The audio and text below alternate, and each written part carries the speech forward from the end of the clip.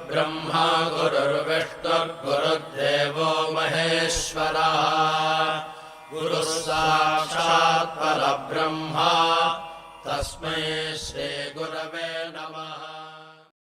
ഓം ശ്രീ സായിരാം. തമിഴ്നാട്ടുകാരാണ് വീരരാഘവനും ഭാര്യ കാന്തമ്മയും. അവർക്കൊരു കുഞ്ഞുണ്ട്.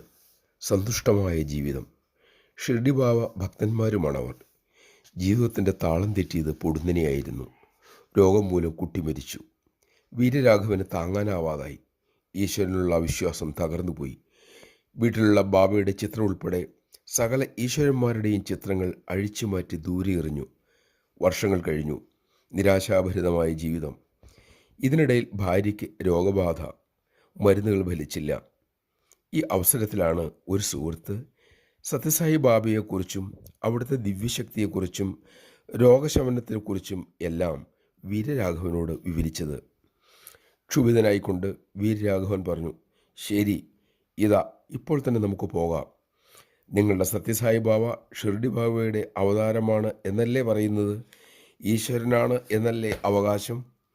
എന്നാൽ അതൊന്ന് തെളിയിച്ചു തരട്ടെ. ഞാൻ വെല്ലുവിളിക്കുന്നു.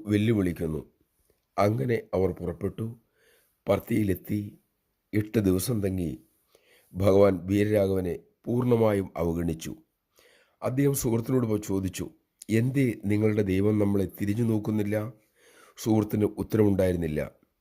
പക്ഷെ ഇതിനിടയിൽ ഭാര്യ കാന്തമ്മയുടെ രോഗം നിയന്ത്രണ വിധേയമായി കഴിഞ്ഞിരുന്നു.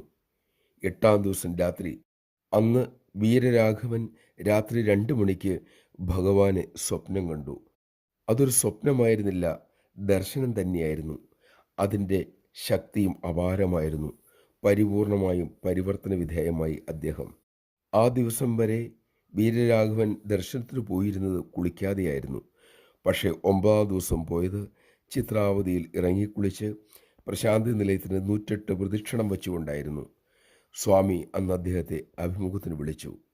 ഭഗവാൻ ഗൗരവത്തോട് ചോദിച്ചു, എങ്ങനെയുണ്ട് നിന്റെ ഭാര്യയുടെ ആരോഗ്യം? അവരെ പരിചരിക്കുന്നതിന് പകരം എന്നെ വെല്ലുവിളിക്കുകയാണോ ചെയ്യേണ്ടിയിരുന്നത്?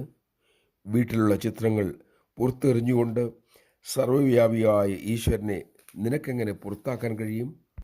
കൂപ്പുകൈകളോടെ നിറമൊഴികളോടെ വീരരാഘവൻ എല്ലാം കേട്ടിരുന്നു.